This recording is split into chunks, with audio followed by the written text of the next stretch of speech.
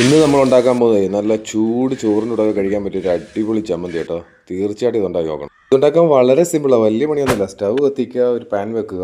Pan നന്നായിട്ട് ചൂടായതിനു ശേഷം അതിലേക്ക് നമുക്ക് ആവശ്യത്തിന് എണ്ണ ഒഴിച്ച് കൊടുക്കുക. എല്ലാ ഭാഗത്തേക്കും ആകാൻ വേണ്ടിയിട്ട് പാൻ നന്നായിട്ടൊന്ന് ചുറ്റിച്ച് കൊടുക്കുക. ശേഷം നമുക്ക് ആവശ്യമുള്ള വറുത്ത് നന്നായിട്ടൊന്ന് മൂപ്പിച്ച് കൊടുക്കുക.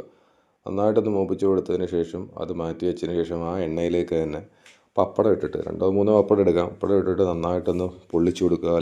അല്ലെങ്കിൽ വറുത്തെടുക്കുക എന്നൊക്കെ പറയും. വറുത്തെടുത്ത് മാറ്റി വെച്ചതിന് ശേഷം നമ്മുടെ പണി കഴിഞ്ഞു. അതിനുശേഷം നമ്മൾ ആ ഒരു ചട്ടിയിലേക്ക് ആ വറുത്ത വറ്റൽമുളകും കുറച്ച് ഉപ്പ് ഇട്ടിട്ട് നന്നായിട്ടൊന്ന് ഞെവിടി കൊടുക്കണം.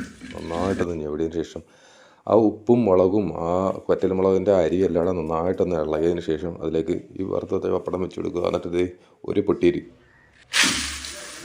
പൊട്ടിയതിന് ശേഷം നന്നായിട്ട് അത് വീണ്ടും നന്നായിട്ട് മിക്സ് ചെയ്ത് കൊടുക്കുക. നന്നായിട്ട് മിക്സ് ചെയ്യണം കേട്ടോ. നന്നായിട്ട് മിക്സ് ചെയ്ത പപ്പടവും ആ മുളകും അരിയും എല്ലാവരും ഒന്നാവത്തൊക്കെ നന്നായിട്ട് മിക്സ് ചെയ്ത് ഇതുപോലെ ആക്കുക.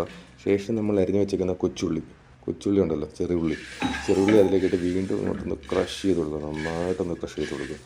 എല്ലാ ഭാഗവും കിട്ടാൻ വേണ്ടിയിട്ട് എത്ര ബലത്തിൽ ചെയ്യുമോ അത്രയും നല്ലത്. നന്നായിട്ടൊന്ന് ക്രഷ് ചെയ്ത് എല്ലാ ഭാഗവും ഒന്ന് മിക്സ് ആയതിനു ശേഷം നമ്മളുടെ പാനിലിരിക്കുന്ന അധികം വന്ന വെളിച്ചെണ്ണയില്ലേ, ആ വെളിച്ചെണ്ണ നന്നായിട്ടൊന്ന് ഒഴിച്ചു കൊടുക്കുക. അതിൻ്റെ പുറത്തോട്ട് ചുറ്റും ഒഴിച്ചതിന് ശേഷം വീണ്ടും നന്നായിട്ടൊന്ന് മിക്സ് ചെയ്യുക. നന്നായിട്ടൊന്ന് ക്രഷ് ചെയ്യുക.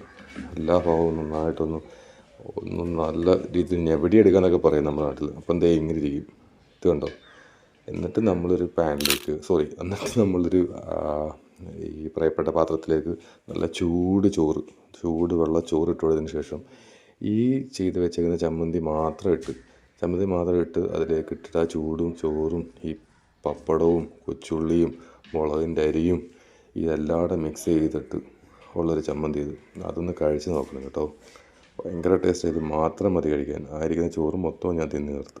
അടിപൊളിയാണ്, വളരെ ഈസിയാണ്. എല്ലാവരും ഒന്ന് ചെയ്ത് നോക്കണം. ഓക്കെ.